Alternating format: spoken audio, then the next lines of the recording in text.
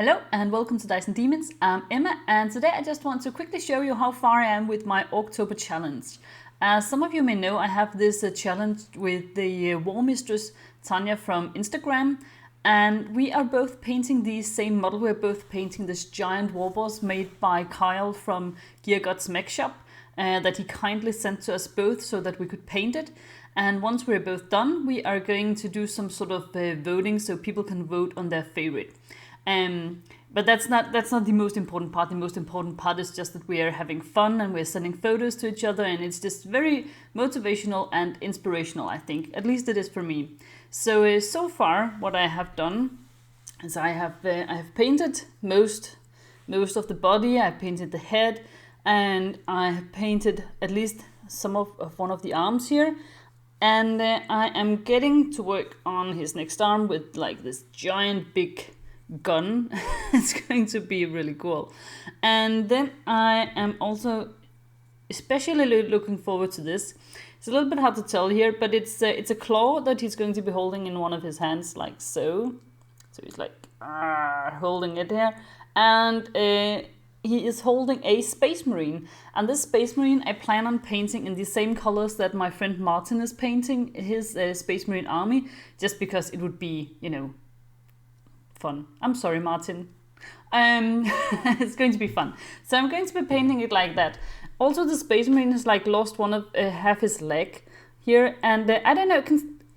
Space Marines are like weird. Can they bleed? Because if they can bleed, and he's just lost a leg, I'm considering doing some sort of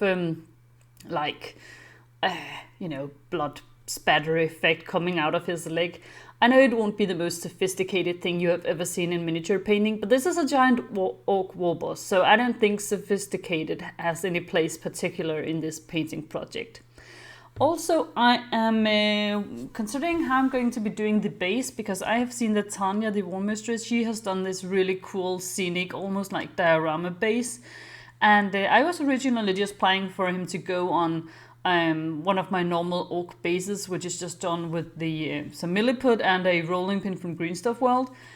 But I mean, perhaps that is setting the bar too low. Perhaps he deserves like a really cool base, but it's still going to look like a rusty factory type setting, so that he fits in with the rest of my orc army.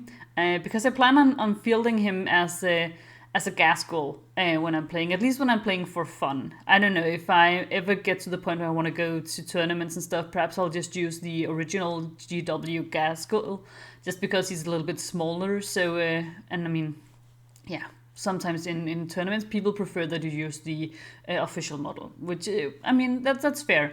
So, but in fun games, I think I'm going to be using this guy, just because he is bigger and he's just so cool. I definitely prefer this sculpt to the gas goal, even though the GW gas goal is also really cool, just because this is such a beefy model. Bigger is better when it comes to orcs, right? So this is how far I am. I have to say that I've had a lot of fun painting this guy, but it has also been a little bit of a challenge, because he has so many little parts and so many details, and I wasn't quite sure where I was going with the whole color scheme. It has really just been a matter of sitting down and putting some paint on and keeping my fingers crossed and hoping for the best, because as I've said before, I don't really do planning at all. Actually, when it comes to miniature painting, I just sit down with my model, some paints and a brush, and go to town and see where that takes me. And I have to admit, when I was like halfway there, so I put all the base colors down, but no shading, no highlights, no nothing, I wasn't really happy with where I was going. So I had a couple of days where I didn't paint anything, because I was just had a small painting depression, where I was like, well, am I really happy with this? Is this even going to look cool? Is this even fair to Kyle from Gear God's Mech Shop that I've ruined his model? But then I got back on track and added the highlights and added the shadows and shades and stuff. And now I'm actually pretty happy where this is going. I think it'll look really nice when it's done. I'm just not quite sure what to do with the base, because I don't want to do a base that is so wild that it's going to take away too much attention from the model itself. And I definitely want most of the colors in the base to be relatively toned down, just because, I mean, I have a lot of colors on the model itself. I don't think it needs a really vibrant base as well. But I could do some like effects, you know, if some of you have seen, I have barrels of toxic waste, for instance, on some of my other bases for bigger models. I could do something like that. I also have a nice little bag of Space Marine heads that are 3D printed, like just the helmets, and I could make him stand on a pile of Space Marine heads, which could also be fun.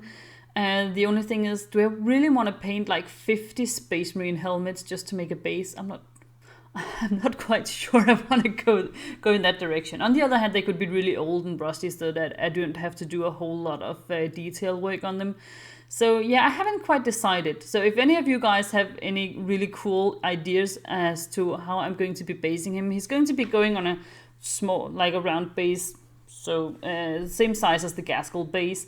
So it's not like I'm going to have a huge amount of free space to work with, but on the other hand, I do have the ability to put stuff on there. So I haven't quite decided, but this is as far as I have got to at this moment, and I'm having more and more fun painting him the further I go. So this has just been a really cool challenge, and also I think nice to get to the point where you're thinking, I'm not really happy with this, but then working through it and then getting to a point where like, okay, yeah, sure, this is actually probably going to end up with something that I'll be happy with. So that has been a nice learning experience as well. So if you are interested in this model, you should check out, of course, Kyle's work. He does a lot of really cool orc models on Gear Gods Mech Shop. And you should also check out Tanya on Instagram, the War Mistress, and see how far she's getting, because she is doing some really cool stuff as well with her model.